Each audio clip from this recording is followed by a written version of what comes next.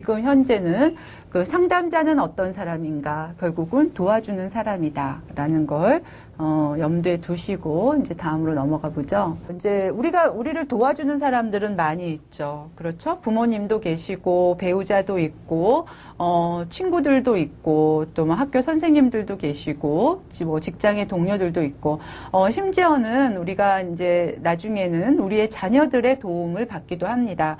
하지만 상담자가 그렇게 나의 일상생활에서 주위에서 도와주는 사람과는 차별이 돼야 되죠. 그렇죠? 그래서 그 상담자는 아까 이제 도와주는 입장이다. 도와주는 사람이다라는 건 아주 기본적인 입장이고 그거와 더불어서 그렇죠? 전문성이 갖춰져야 되죠. 그래서 이 전문성이 없다면 사실은 이 상담자는 그냥 내 옆에 가족이나 친구와 다를 바가 없게 되는 것이죠. 그럼 이 전문적인 자질은 어디서 오는 것인가? 일단 제일 중요한 것은 심리학적인 지식, 그리고 인간에 대한 지식이죠. 인간에 대한 지식과 그 상담 이론을 활용할 수 있는 이런 이론적, 그렇죠? 학문적 전문성이 있어야 되고요.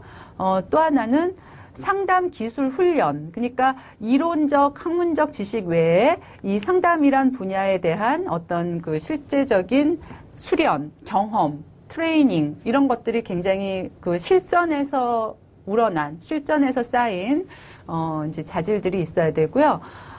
그 다음에 문화적 차이에 대한 이해. 이 문화적 차이라는 거는 뭐 이제 이제 서구 문화에서는 상당히 중요했는데, 왜냐하면 이런 다인종이 섞여서 살고 하기 때문에. 근데 우리나라도 요즘에는 이런 다문화가 사실 굉장히 중요하게 대두되고 있죠.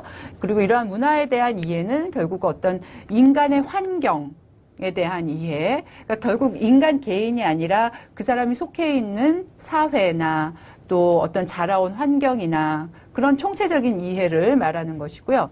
마지막으로 중요한 것이 이 상담자의 윤리 또한 상당히 중요합니다. 간과하기 쉬운데요. 그 상담자가 이제 꼭 지켜야 될 윤리, 우리가 아마 이제 따로 다루게 될 것인데요.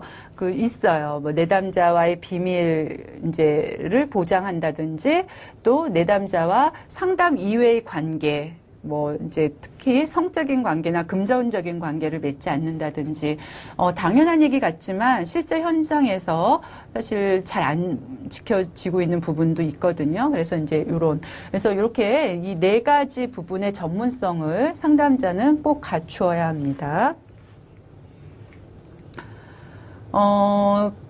그 다음에 이제 첫 번째 상담자의 전문적인 자질을 이야기했지만, 사실 이 상담이라는 게 또 우리의 그 신체적인 병을 다루는 이런 어떤 의사와는 또 다르고, 그 인간의 내면, 또 정말 그 연약하고 그러한 어떤 그 심리적인 부분을 다루는 것이기 때문에 인간적인 자질이 정말 중요합니다. 그래서 인간적인 자질이라는 것은 그 사람이 정말 성숙돼 있고 그러한 부분들인데요. 그래서 이 상담자가 인간적인 자질을 키우려면 일단 상담에 대한 열이, 애정이 있어야 되죠. 그리고 다양한 경험과 상담 공간을 정립해서 실전 어떤 자신의 경험이 있어야 되고요.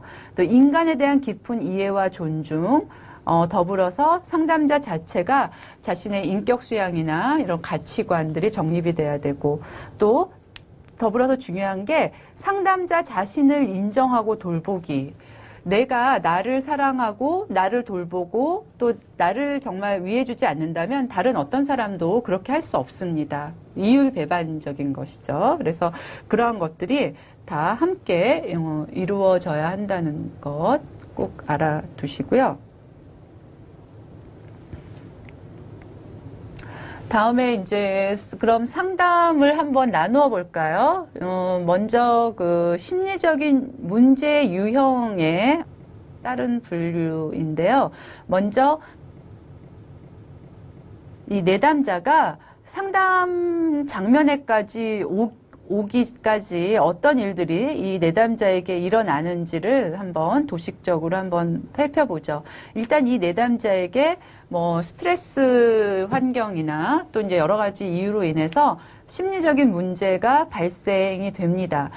그러면 이 사람은 자동적으로 자신이 해결을 시도하죠. 뭐 문제가 생겼는데 무턱대고 먼저 이제 상담자를 찾아오지는 거의 않아요.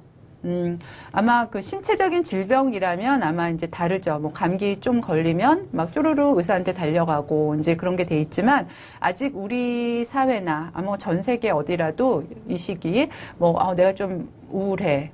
아니면 뭔가 이 문제를 뭔가 잘 모르겠어. 이제 좀 혼란스러워. 이럴 때 제가닥 상담자에게 가는 사람은 거의 없습니다. 일단은 자기 스스로 해결하려는 시도를 하게 되고 또 그러면 이제 성공할 때도 있죠. 그렇죠? 그럴 때는 이제 뭐 문제가 해결이 되는 것이고 이제 실패하게 되면 이때 실패할 때 다시 자발적 해결을 시도해서 이걸 반복하는 경우도 많이 있죠. 대부분은 사실 이렇게 하죠. 그래서 막